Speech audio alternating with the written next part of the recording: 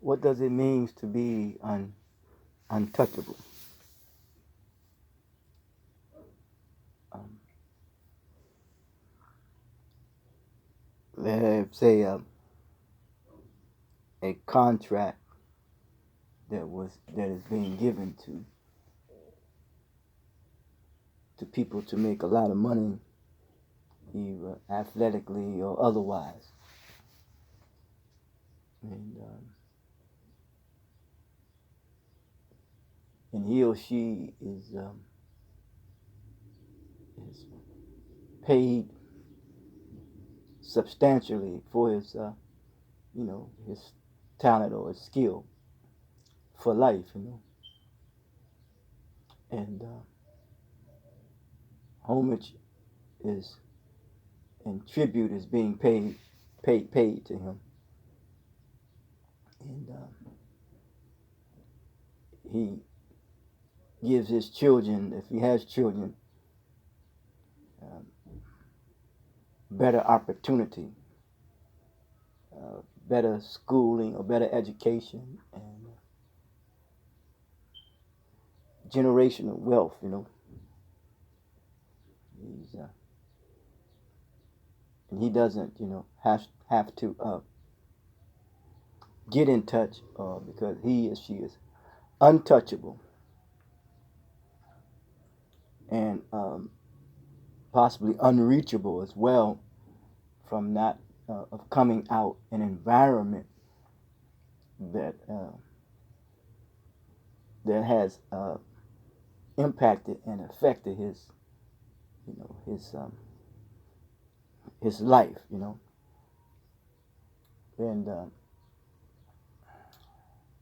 and not in a real in the best of ways, and so now he or she, either or, has enough money, to leave that environment and live in a better environment uh, that is better conducive for his living, better conducive for living life, you know, and as well as his children, and it's a good thing. It's a good thing. And there is another aspect of that wherein is that we look at people who are held in,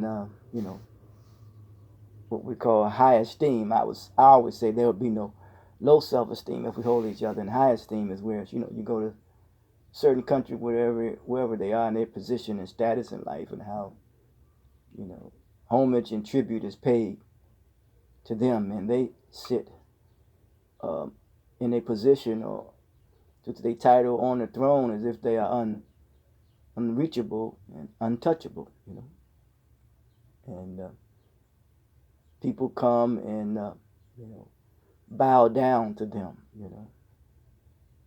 They have become God.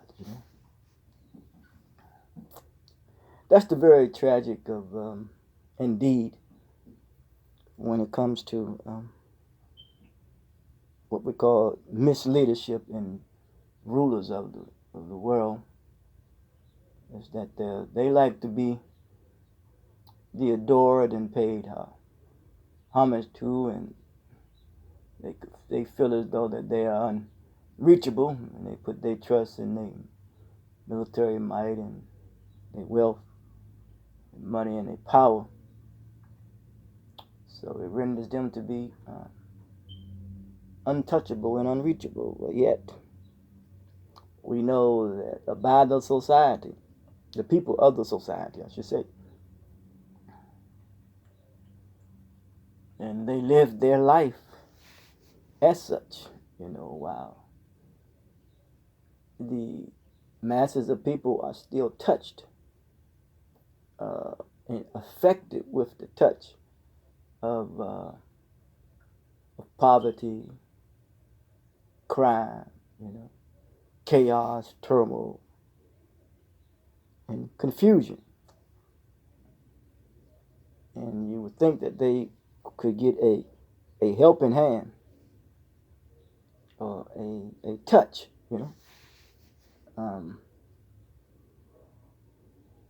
a some assistance,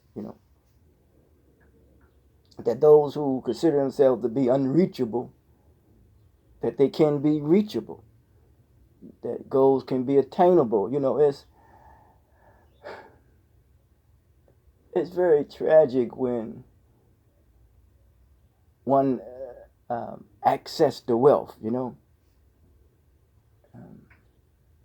many gets a little bit of it, but the moral of the story is that we need it, and people need it to better their lot in life, and not just for a few, but the many and the masses of people. And there is a touch called love. We need that. A touch called affection. We need that touch. And if someone is out of touch and they create an environment such as that, then if you are out of touch, you are out of line. And when you're out of line, you are out of order. So we see that that the society in which we live, when it comes to rulers and misleadership, that they are out of touch and out of line, and create an environment of disorder. And when you have an environment of disorder, of course, you have lawlessness, you have chaos, you have crime, you have corruption, you have confusion, and which is fatalism, fraudulent behavior, and promise something that you are unable to come through on, and it's a crime against humanity. And you look at the people, how they pay homage to certain people who have achieved success by way of their wealth and their prestige. How people just fall out, and when they come into their presence, they get very, excited and vacillate and don't know what to do, because people have become out of touch with reality in themselves, and seeking validation, legitimacy. But yes, we all have a place of belonging, and that's why we're here, because we belong here. Yes, and let us remember this.